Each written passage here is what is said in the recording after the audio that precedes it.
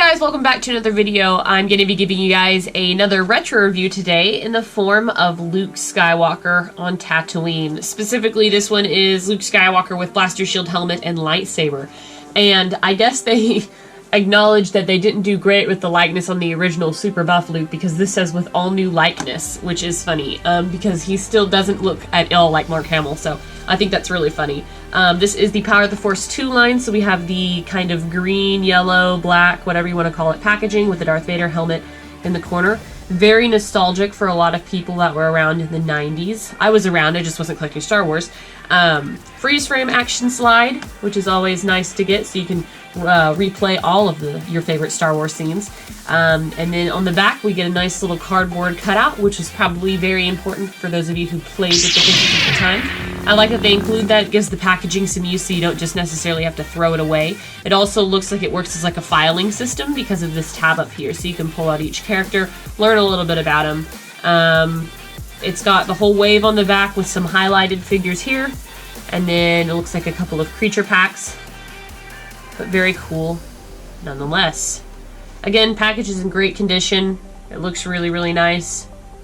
This is back when Hasbro had just bought Kenner, so they're still using the Kenner logo on everything, and they're going to switch it over here probably, I think, the year after this, but it does say Hasbro, but the Kenner logo there because it is up here. So, fun fact. But let's go ahead, I'm going to open this figure, and we're going to take a closer look at this Luke Skywalker. Alright, so here is Farm Boy Luke Skywalker. He's much less bulky than his original Power of the Force predecessor. They have slimmed him down, and the all-new likeness. Well, we'll talk about that in a moment because I beg to differ. Before I get onto the figure, though, I want to show you his accessories. So as I mentioned, he does come one of these cards, just for the record, because I know you can't see through them, but they're nice, fun little thing to have. And then he also gets a his father's lightsaber, so the Anakin lightsaber, which is just pretty much printed in all silver. The mold looks good, it's just not colored. And then obviously the blue blade, which is nice and dark.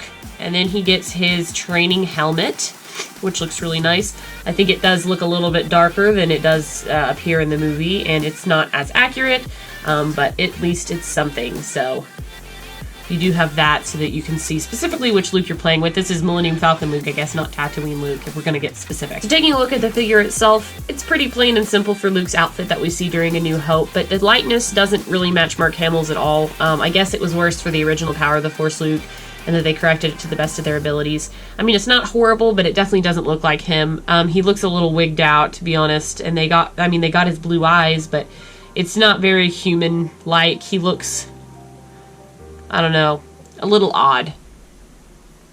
Just a little strange, a little off, but blonde hair, that sculpt actually looks pretty decent. And then of course his tunic looks good, and he's got his belt with all of his accessories, which looks good. And then his legs.